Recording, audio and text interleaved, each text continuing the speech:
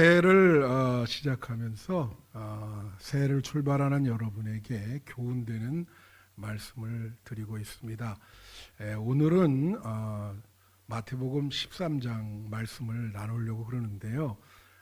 마태복음 13장은 비유의 장입니다. 예수님께서 천국을 비유로 말씀하셨는데요. 요즘 그 추 목사님이 새벽 기도에 나누는 그런 말씀이에요. 이 마태복음 13장에는 그 7개의 비유가 그렇게 있습니다. 근데 예수님이 그 비유의 그 내용을 보면 씨 뿌리는 자라든가 알곡과 가라지라든가 보통 그 일상생활에서 예수님 이렇게 보시고 그거를 소재로 삼아서 천국을 아주 쉽게 설명하기 위해서 비유를 쓰고 있는 것입니다. 그래서 여러분 우리가 일상성이라는 말이 있잖아요. 그거는 매일매일 여러분이 소소하게 이렇게 반복적으로 지내는 시간을 말하는 것입니다. 저도 어저께 어떤 권사님에게 말씀을 드렸는데 제 삶이라는 게 뭐 아침에 오전에 여기 출근했다가 점심에 점심 먹고 또 항상 교회 이렇게 주변을 걷든가 이렇게 하고 오후에 들어가서 또 성경 말씀 한번 읽고 거의 매일 반복이에요. 그런 생활이 반복이 그게 일상성인데 여기서 예수님께서 일상적인 삶을 통해서 천국 비유의 소재를 발견했다는 게 참 중요한 의미를 주는 것입니다. 여러분의 일상성 속에서 천국을 발견하시는 여러분이 되시기를 축원합니다. 그게 소중한 시간이거든요. 귀한 시간, 매일매일의 삶 속에서 예수님을 발견하는 여러분이 됐으면 좋겠어요. 오늘 말씀의 주제가 가벼움과 무거움입니다. 이 가벼움과 무거움은요, 이제 본래 무게를 재는 개념이죠. 어떤 무게를 잴 때, 이거 너무 가볍다. 또, 이거 굉장히 무거운데? 이렇게 이야기를 합니다. 근데 이것이 이제 우리가 메타포, 은유라 그러는데, 이 가볍고 무겁다는 것이 이제 시적인 표현도 되고, 또 이것을 인생에 비유하기도 해요. 인생이 가볍다, 인생이 무겁다, 이런 표현을 쓰고, 사람의 성격에도 이걸 씁니다. 그래서 뭐라고 얘기하냐면, 저 사람 왜 이렇게 가벼워? 사람이 너무 가볍다. 그런 표현을 하거든요. 성경에도 예수님께서 이 표현을 인용을 하셨는데, 수고하고 무거운 짐진 자들아 다 내게로 오라, 그런 표현을 하셨어요. 무겁다, 너희의 인생이 무겁다, 그렇게 이야기를 했죠. 그래서 이게 어떤 비유적으로 여러 개 이렇게 적용할 수 있는데, 소설에서 이 가벼움과 무거움을 다룬 소설이 있습니다. 여러분 혹시 알런가 모르겠는데 밀란 쿤테라라고 하는 사람이 쓴 참을 수 없는 존재의 가벼움이라는 책이 있어요. 소설. 그거는 영화로도 됐고요. 그 배경이 되는 게 체코의 프라하인데, 제가 그 성지순례 할 때 거기 잠깐 갔다 왔거든요. 그 내용은 이렇습니다. 제목이 참을 수 없는 존재의 가벼움인데요. 인생을 가볍게, 그러니까 인생을 어떻게 바라보는가, 그 관점이 중요해요. 인생을 가볍게 바라보는 그러한 사람이 거기 두 사람 나옵니다. 주인공이 넷인데 그 인생을 가볍게 보는 사람은 토마시와 사비나라고 하는 사람인데, 이 토마시는 의사예요. 근데 왜 인생을 가볍게 보냐? 그는 결혼도 하고 그랬는데 어떤 여자를 일주일 동안도 놔두지를 못해. 그래서 평생 바람을 피면서 이 여자 저 여자 그렇게 사는 사람이에요. 그러니까 너무 인생을 가볍게 그렇게 사는 거죠. 막 이 여자 저 여자 막 쾌락으로 그렇게 보내고 있습니다. 그 사비나라고 하는 그 사람도 그 정도는 아니지만 그래도 인생을 그렇게 무겁게 생각하진 않아요. 그리고 무겁게 인생을 바라보는 사람이 누구냐면 테레자라고 하는 여인이고, 그리고 프란츠라고 하는 대학 교수입니다. 근데 이 사람들은 인생을 무겁게 바라봅니다. 그래서 이 테레자와 이 토마시가 만나거든요. 근데 이 테레자는 인간의 도리를 무겁게 보기 때문에 이 토마시를 용납할 수가 없는 거예요. 그래서 거기서 갈등이 계속 벌어지죠. 여러분, 인생을 가볍게 보는 사람과 인생을 무겁게 보는 사람은 갈등하게 돼 있습니다. 여러분이 만약에 그런 두 사람이 만나서 가정을 꾸린다, 그 가정이 참 의사소통이 상당히 어려운 거예요. 그래서 그 참을 수 없는 존재의 가벼움이다. 그 제목이 아니에요. 그러니까 뭐냐면 너의 그 인간의 그 인생을 보내는 그 가벼운 것을 나는 도저히 보지 못하겠다. 참을 수가 없다. 너의 그 가벼운 그거를. 그러니까 존재의 가볍고 무거움, 자유와 책임. 사람이 하나님이 자유를 줬어요. 그럼 그거를 방종하는 데 쓰면 안 되고 책임을 져야 될 거 아니에요. 이제 자유와 책임, 우연과 필연 그런 거를 그 소설에서 다루고 있는 것입니다. 제가 여러분에게 하나 물을게요. 여러분의 인생을 가볍게 보십니까? 무겁게 보십니까? 여러분이 사는 인생을 어떻게 보시느냐? 그거 중요해요. 네. 신앙생활도 똑같아. 신앙생활도 무겁게 받아들이는 분이 있고 아주 가볍게, 이 신앙생활은 가볍게 하면 안 되거든요. 근데 가볍게 신앙생활 하는 분이 계세요. 가볍게 신앙생활 하는 사람들은요, 그런 사람들은 예수를 왜 믿어야 되는지 관심 없어요. 그냥 교회 몸만 왔다 갔다 하는 거예요. 그냥 사람들 만나서 좋고 그냥 한 번쯤이라도 진리가 무엇인가? 천국은 있는가? 인간의 삶은 왜 유한한가? 이런 걸 한번 생각해 봐야 되는데 그런 생각 없어요. 그러다 보니까 그냥 왔다 갔다 가볍게 생활하는 거죠. 신앙생활을 무겁게 하는 분은 그래도 원칙을 지키려고 그러고 예수님 말씀대로 살려고 그러고 자기의 의무를 다 하려고 그러죠. 일생 동안. 그게 무겁게 신앙생활을 받아들이는 것입니다. 신앙생활은요, 무겁게 받아들이셔야 돼. 내가 예수님 믿는 거를 이게 장난이 아니다. 그런 마음으로 믿음 생활을 해야 되는 거예요. 자, 오늘 본문으로 돌아가서 오늘 본문에 보면은 우리 13장 44절부터 46절 비유가 두 개예요. 근데 짤막한데 이 44장 한 절에 한 비유 있고 45절부터 46절에 또 하나의 비유가 있습니다. 여기 보면 44절은 천국은 마치 밭에 감추인 보화 같으니 사람이 이를 발견한 후 숨겨두고 기뻐하며 돌아가서 자기의 소유를 다 팔아 그 밭을 사느니라. 아마 그 밭을 갈기 위해서 이렇게 고용이 된 사람 같아요. 그래서 밭을 갈다 보니까 아니 그 밑에 뭐 보화, 아마 뭐 보석 같은 거겠죠. 그걸 발견을 했어요. 우연히 발견한 거예요. 야, 이거 이런 게 여기 묻혀 있네. 그래갖고 집에 가서 자기 재산과 소유를 다 팔았어요.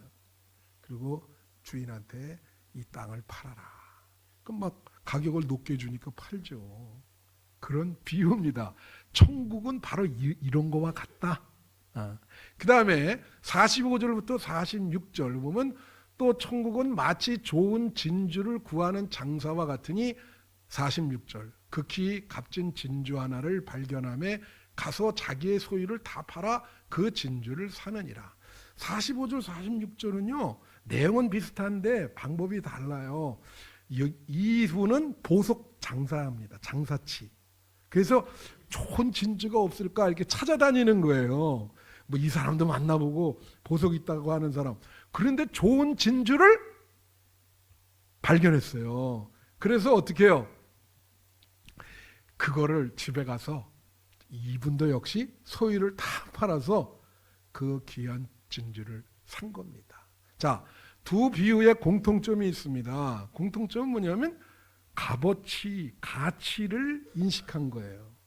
그래서 그 가치를 인식하고 자기의 모든 소유를 다 투자한 겁니다. 가치의 이동이라 그러지. 다 같이 가치의 이동. 인생 살 때 이런 게 있을 수가 있어요. 그런데 다른 점이 있어요. 다른 점은 44절에 나온 비유는 그거는 우연찮게 발견이 된 거예요. 예. 그리고 수동적이야. 자기가 발견하려고 그런 건 아니야.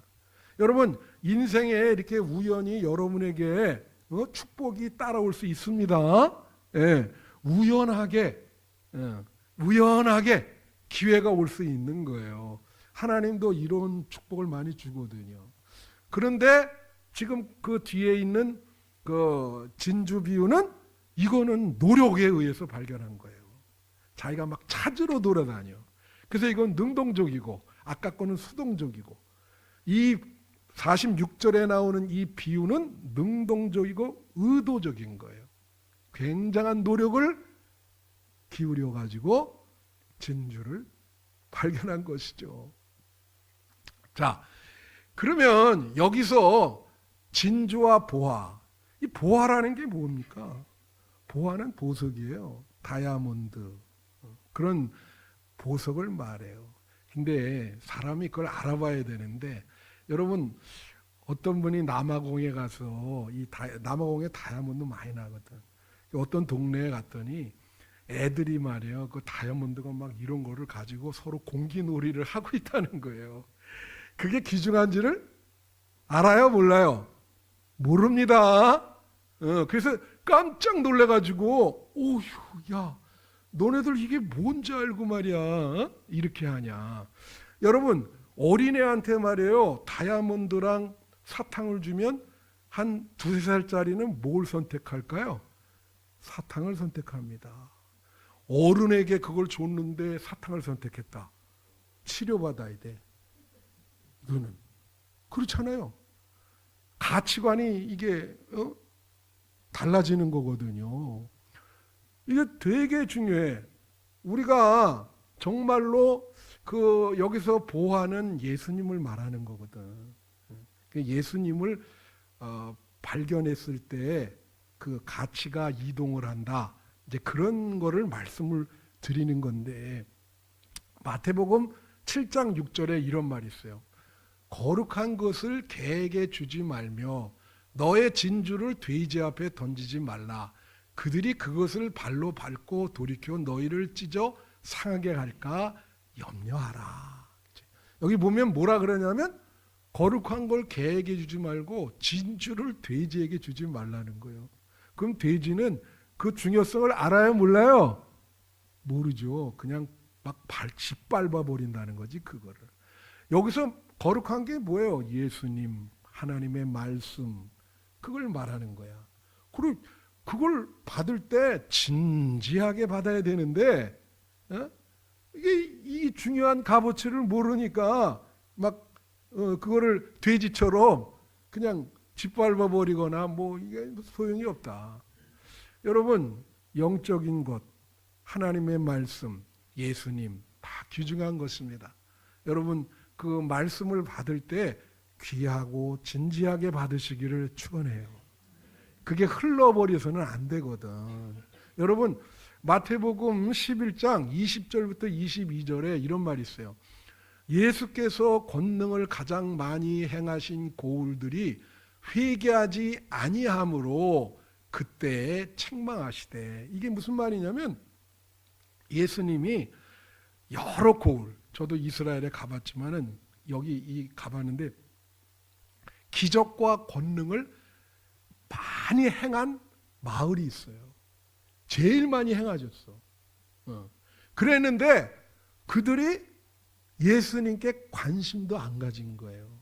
그러니까 예수님이 아니 내가 병자도 고쳐주고 이 마을에서 그랬는데 어쩜 이럴 수 있을까? 그 마을이 어디냐면 21절에 보면 화 있을진저 고라시나 화 있을진저 벳세다야 너희의 행한 모든 권능을 두로와 시돈에서 행하였더라면 그들이 벌써 베옷을 입고 제에 앉아 회개하였으리라. 22절 내가 너에게 이르노니 심판날에 두로와 시돈이 너희보다 견디기 쉬우리라. 벳세다와 고라신에 가셔가지고 전도도 하시고 병자도 고치시고 기적과 권능을 행했는데 관심이 없는 거예요. 하나도 결실을 못했어. 그러니까 예수님이 야 너네들은 어떻게 그럴 수가 있느냐. 예? 이 말씀을 돼지에게 던져주지 말라 그랬는데 전혀 관심이 없으니까. 여러분 가벼움과 무거움을 저는 이 무거움을 진지함으로 좀 해석하고 싶어요. 진지함이라는 게 영어로 serious인데 진지하다는 것은 구도자의 자세가 들어가 있는 겁니다. 구도자의 자세. 그러니까 인생을 진리를 찾는 마음으로 이 진주를 찾잖아요. 그죠? 그리고 이 말씀을 들을 때 또 진지하고 신앙생활을 시리어스하게 아주 진지하게 정말 동양 철학으로 말하면 돌을 닦는 마음이거든요. 그게. 돌을 닦는 마음으로 신앙생활을 하는 거죠. 근데 가볍다는 건 뭐예요, 여러분? 가벼워. 아, 저 사람 왜 가볍나? 신앙생활을 저렇게 가볍게 할 수 있을까? 이 가볍다는 말 중에 날라리라는 말이 있어. 날라리. 여러분 아세요? 날라리. 저 사람 날라리다. 저거 신앙생활을 날라리. 또 이 진지하다의 반대말이 뭐냐면 천박스럽다는 말이 있습니다. 여러분 신앙생활을 천박스럽게 하시면 되겠어요? 진지하게 하셔야지. 그죠? 날라리처럼 교회 왔다 갔다 한다.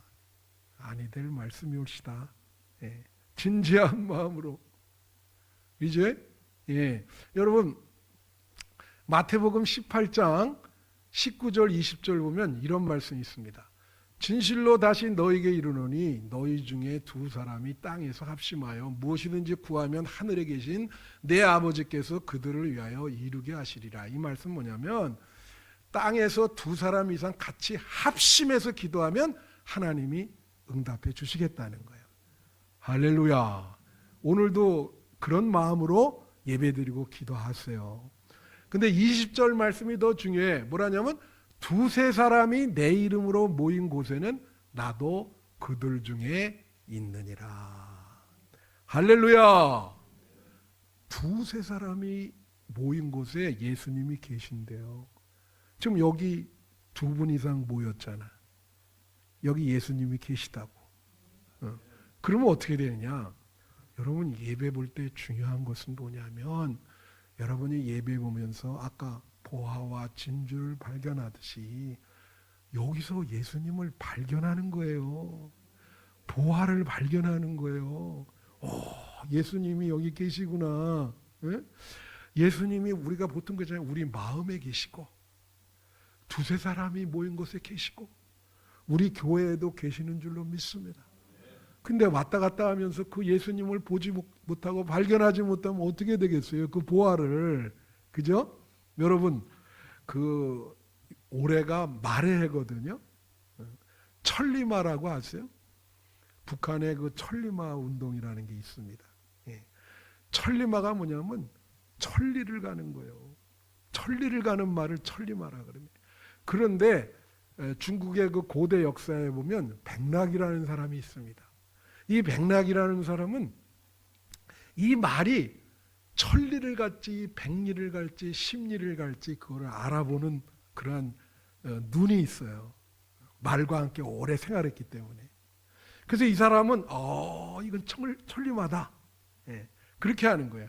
어느 날 백락이 말이에요. 길거리를 가고 있는데 딱 보니까 이거 천리마인데 세상에 뒤에 수레를 그냥 무거운 줌을 이렇게 놓고 막 끌면서 그냥 헉헉거리고 가는 그 말주인은 가면서 계속 채찍질을 천리마한테 하는 거예요.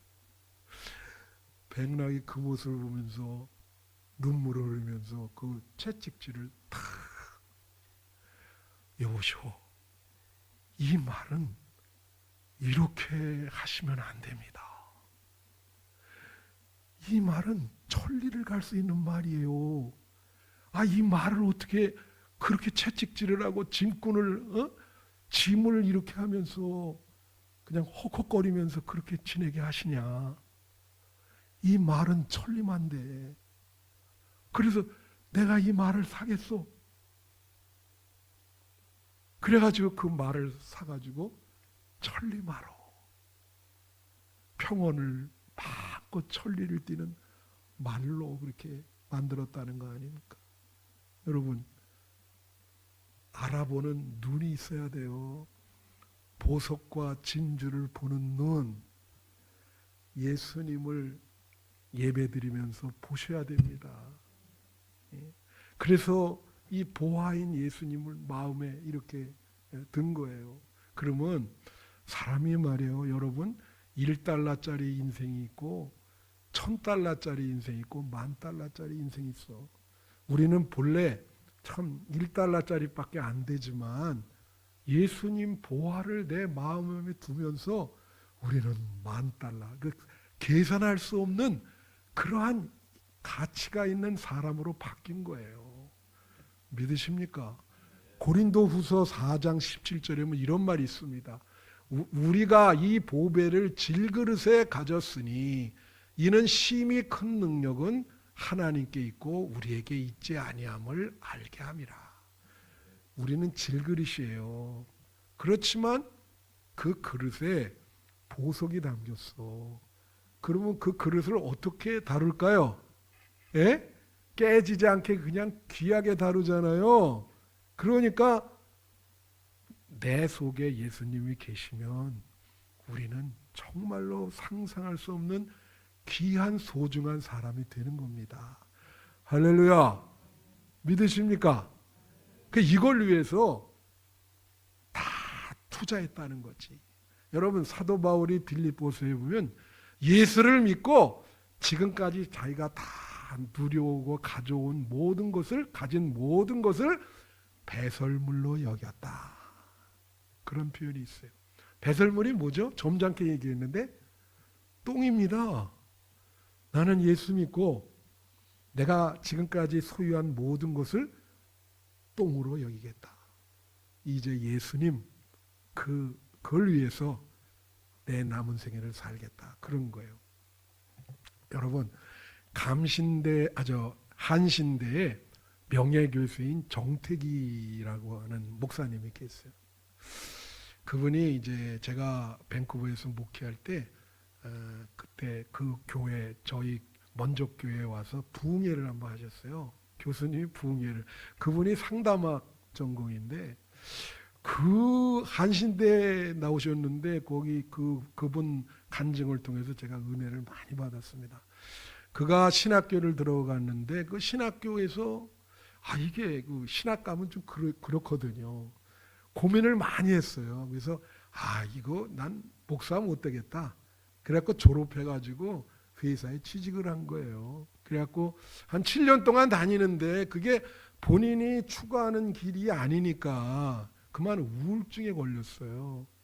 그래서 뭐 심각한 우울증에 걸린 거예요. 이거 어떻게 하지? 그런데 그 같은 친구 목사가 야, 너 그렇게 지내다가 어떻게 할라 그래? 너 진짜 큰일 난다 그러면서 소록도에 가서 한번 예배를 드리고 와라. 내가 거기 몇 달 전에 갔었는데 내가 그 은혜를 많이 받았으니까 너 거기 가서 예배를 드려. 여러분, 소록도는 그 납병 환자들이 있잖아요. 근데 99%가 크리스찬이요. 다. 그래서 거의 매일 드려요, 그 예배를. 그래가지고 거기 가서 딱 예배를 드리는데 옆에 어떤 환자가 같이 이제 같은 줄에 이렇게 앉은 거예요. 이렇게 보니까 이게 코도 없고 귀도 없고 이 손목도 없네. 눈썹도 없어. 그런데 기도를 하는데 뭐라고 기도를 하냐면 그냥 막 꼭꼭 이렇게 소리를 내면서 고맙습니다. 감사합니다. 이 은혜를 어떻게 갚아야 될까요? 그래서 막 울면서 꺽꺽하면서 기도를 하더래. 그래서 이 정택이 그때 이제 그 청년이죠. 이렇게 보니까 이거 자기는 사진 멀쩡하고 지금 있는데 그래서 이거 너무 해서 어떻게 주체를 못 하는 거예요. 야, 이 사람 계속 예배 드리면서 꼭꼭 감사합니다. 이 은혜를 어떻게 갚을 수 있을까요? 그래. 그게 끝나고 나가는데 쫓아간 거예요. 아저씨! 제가 물어볼 게 있어요. 이제 눈물이 나면서 아니 뭐가 그렇게 감사하십니까? 지금 그 상황에 뭐가 그렇게 고맙습니까? 예? 누구한테 고맙습니까? 그랬더니 뭐라고 얘기를 하냐면 고향에서 날 다 버렸고 친척도 날 다 버리고 가족도 버리고 심지어 내 부인도 나를 버렸는데 예수님만 나를 버리지 않고 걷어주셨다는 거야.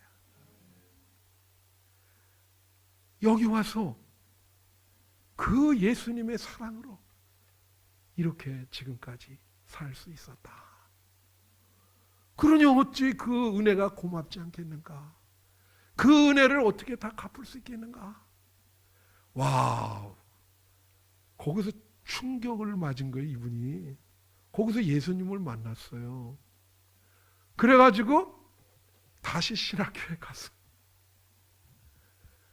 목사가 된 거예요. 여러분, 이런 예수님을 만나셔야 됩니다. 그 예수님의 사랑을 여러분 체험하셔야 돼. 여기 이 본문에 보면은 예수님의 사랑을 발견하고 자기 재산을 다 팔았어요. 올인이라고 아세요? 그걸 이 새로운 가치를 위해서 옛날 가치를 벗어버리고 자기 재산을 다 팔아서 그걸 올인했다고. 응? 보네포가 뭐랬냐면요, 이거를 값싼 은혜와 값비싼 은혜라 그랬어요. 여러분, 예수님이 여러분에게 은혜를 주는 거는요, 그냥 시장에서 떨이로 판매하는 아주 값싼 치프 그레이스, 그런 값싼 은혜가 아니에요. 여러분이 그렇게 돼지가 그걸 취급하듯이 거룩한 은혜를 그렇게 취급하면서 신앙생활하면 안 된다고. 이거는 예수님이 십자가를 지심으로 값비싸게 대가를 치름으로 우리에게 주어진 은혜입니다. 그러니까 여기 이 말씀의 본질은 여러분이 이 세상에서 진정으로 원하는 것이 뭐예요? 그 원하는 것이 뭡니까? 그 원하는 것을 얻기 위해서 여러분이 그걸 진짜 원하는 건지 여러분의 삶으로 증명하라는 겁니다. 여러분의 삶으로 예수님을 원하시면 증명하세요. 내 삶이 당신을 원합니다. 그게 신앙생활이 단순한 게 아닙니다. 제가 지난주에 신문 컬럼을 읽으면서 두 사람에 대한 컬럼을 읽었어요. 하나는 누구냐면 여러분 캐데언이라는 만화 영화 아시잖아요. 그죠? 저는 기독교적으로 그 영화 내용에 대해서는 별로 좋아하지 않습니다. 근데 거기에 그 루미라고 하는 역할에 노래를 부른 이재라고 하는 여자가 있어요. 30대 한 중반 그렇게 됐는데 그녀가 골든 글로브상을 타면서 눈물을 흘리면서 수상소감을 이렇게 얘기했어요. 여러분, 저는 거절당함에 큰 경험이 있습니다. 그래서 오늘 이렇게 노래할 수 있다는 거에 대해서 너무 감사합니다. 거절당함에 큰 경험이 뭘까요? 그가 아이돌이 되려고, 여러분 아이돌 되려면 어떻게 되냐? 어린 나이부터 들어가가지고 하루에 막 아침서부터 밤 12시까지 계속 춤추고 노래하고 춤추고 노래하고 그게 견딜 수 있는 시간이 아니에요. 어린 나이에. 그래가지고 다 단련해서 어느 그룹에 들어가려고 그래도 넌 노래를 잘 못한다고 거절당한 거예요. 계속 거절당해. 아, 나는 노래하고 싶은데 이게 안 되는가 보다. 그래가지고 작사, 작곡하는 걸로 바꿔버렸어. 그래서 그 곡 작곡한 거예요, 자기가. 작사, 작곡. 그런데 10년이 지난 후에 그거를 누가 부탁을 해서 작사, 작곡을 하고 노래까지도 자기가 부른 거야. 자기 꿈이 이루어진 거지. 예? 그래서 노래하니까 너무 행복하다. 내 꿈이 이루어졌어요. 실패와 좌절에 굴하지 않고 거절당함에 굴하지 않고 예? 끝까지 보화를 발견했습니다. 예? 대가를 치러야 되는 거요. 소유를 다 팔았어요. 예? 마지막으로 또 하나 누구냐면 여러분 배우 안성기 아시죠? 안성기가 이분이 이제 카톨릭 신자더라고요, 보니까. 근데 이분도 나는 그냥 스타가 된 줄 알았어. 근데 어렸을 때 아역에 좀 나왔는데 그 다음부터는 배우가 되려고 그랬는데 거절당한 거예요. 이분도 거절당한 경험이 있어요. 그래가지고 일반 대학에 들어가서 회사 생활을 하려고 그래도 그게 잘 안 돼요. 그래갖고 안 되겠다. 나는 그러면 다른 길, 시나리오 작가가 돼야 되겠다. 그래서 이 회사를 간두고 세상에 그 시나리오 한 편 쓰는 게 얼마나 어려워요. 그거를 몇 년 동안 4편을 쓴 거예요. 그래가지고 4편을 다 써가지고 이창호 감독이라고는 이창호인가요? 이창우인가요? 하여튼 뭐 찾아가서 이거 좀 시나리오 영화화 시켜주세요. 그랬더니 그분이 딱 얼굴 보고 읽어보더니 이게 문장이 좀 이러니까 야, 내가 바람 좋은 날이라는 영화를 만들려고 그러는데 얼굴 보니까 네가 딱 맞아떨어진다. 너 이런 거 하지 말고 그 영화의 주인공으로 한번 해볼래? 딱 그런 거야.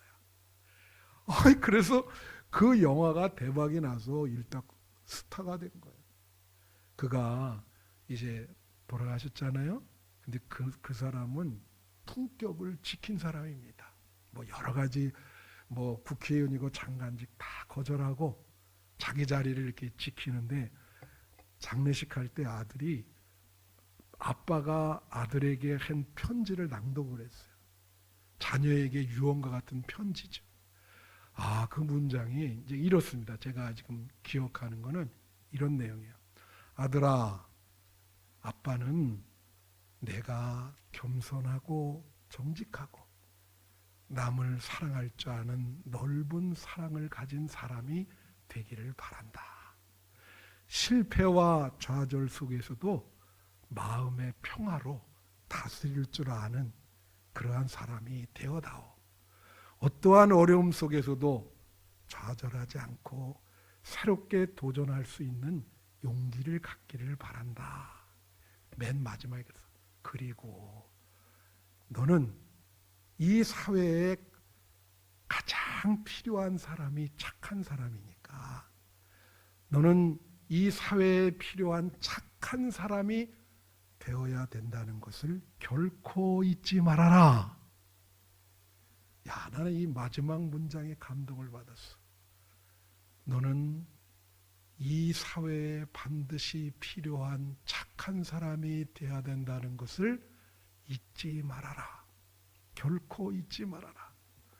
여러분, 바야흐로 우리 시대는 주변에 착한 사람 찾기가 어려워요. 예? 보세요. 이 악한 세상에서 착한 사람으로 살아간다. 어렵죠? 성경에서는 시편에 보면 착한 사람을 의인이라 그러고 악한 사람을 악인이라 그래. 이 착한 사람을 의인이라 그러는데 이 의인이라는 말은 하나님과 관계가 좋은 사람이거든요. 그러면 착하기 때문에 그 사람을 하나님이 좋게 보시는 거예요. 그래서 의인인 거예요. 예? 저는 그걸 보면서 여러분 안성기의 그 편지를 보면서 여러분이 죽으면 자녀들이 여러분을 어떤 모습으로 기억할까요? 여러분 자녀들에게 뭘 유산으로 남기시겠습니까?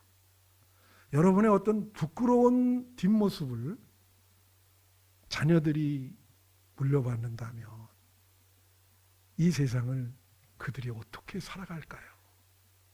저는 여러분들이 다른 것 말고 아빠가 이 약한 세상에서 그래도 하나님을 믿고 착하게 살려고 노력했다. 정말 노력했다. 그 아빠의 뒷모습. 그걸 유산으로 남겨주셔야 됩니다. 재산보다도. 그러면 그들이 어려울 때 그 부모를 생각할 거 아니에요. 우리 부모님은 그래도 이렇게 어려운데도 정도를 가시고 믿음을 지켰는데 나도 그렇게 살아야 되겠다. 여러분, 인생이 가볍습니까? 무겁습니까? 여러분의 신앙생활이 가볍습니까? 무겁습니까? 신앙은 장난이 아닙니다. 인생은 유한합니다. 천국을 바라보시길 바랍니다. 기도하겠습니다.